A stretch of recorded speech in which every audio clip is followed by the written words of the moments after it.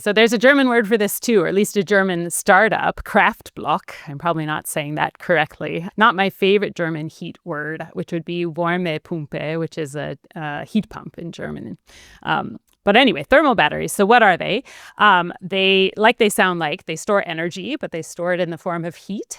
As a physicist, I think I have a deep appreciation for thermal batteries, which use heat rather than chemistry, like a lithium-ion battery, to store the energy. I just inherently believe that that's cool.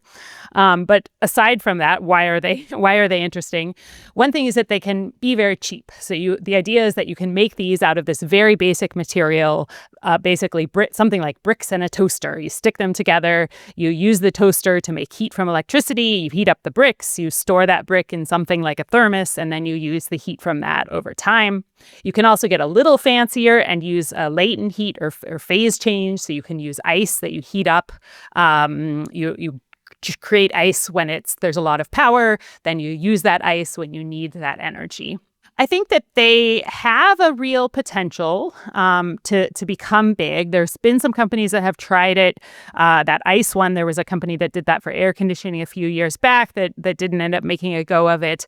And I think they were just a little bit early. You really need, I think, very, very cheap renewables. So you need a lot of renewable penetration so that you're getting significant amounts of time where you have essentially zero cost power to make these things make sense. But we are in many places, even here in Alberta, getting to that point where that's close. They are going to have to compete with lithium-ion batteries, which are getting cheaper and cheaper. And so I think for some things that people had originally imagined them for, it's actually going to make more sense to just use lithium-ion as that gets cheap.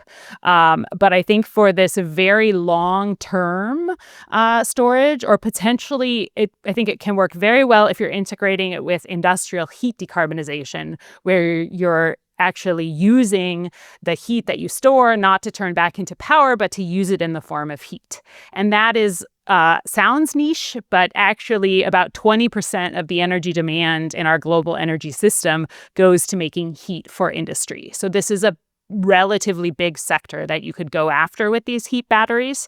And so I think that in the coming, years or decade or so, as we're starting to move on to decarbonizing heat in a big way, as we're starting to have much more renewable energy on the grid and having these zero power times, I think we're going to see this become big in a big way, but maybe not for some of this niche, like day-to-day time shifting of air conditioners. I think their lithium ions probably going to end up winning out.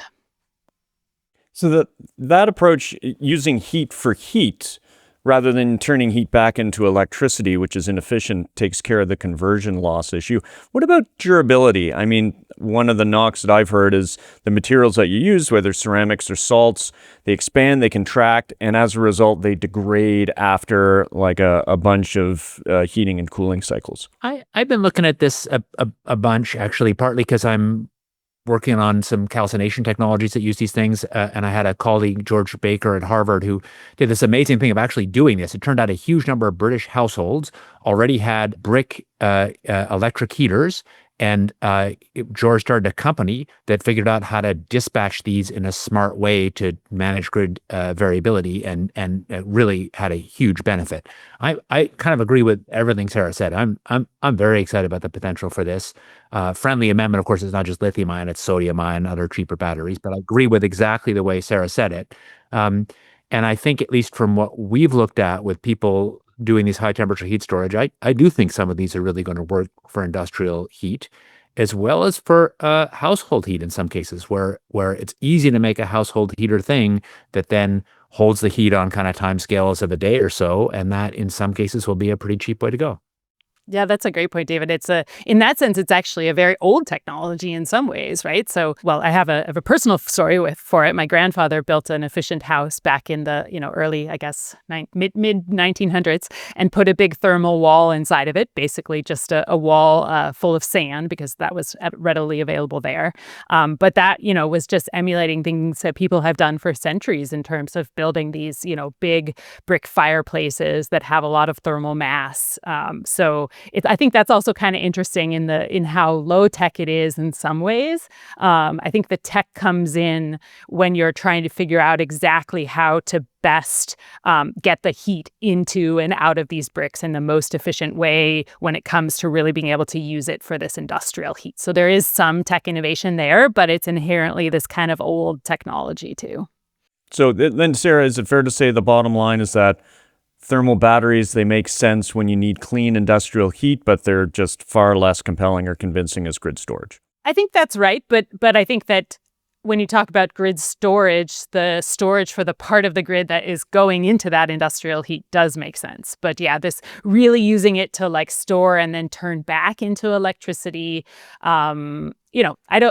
I don't want to say never going to happen, but if I was placing a bet, I would put my bet more on the side of the chemistry batteries. Neither you nor David answered my question about materials wearing out from, the heating and cooling cycles. Is that an issue? My read is it's an issue, but it's an issue, broadly people know how to deal with. It's not a new engineering issue, and the companies that are working on this are dealing with it. And some things are really got cheaper. I had some amazing Italians in this office last week who were doing lime calcination, and they're telling me how you can just buy silicon carbide pretty cheap from China now in a way that you couldn't before, and we can do all these high temperature processes you couldn't do before. So new materials are really helping.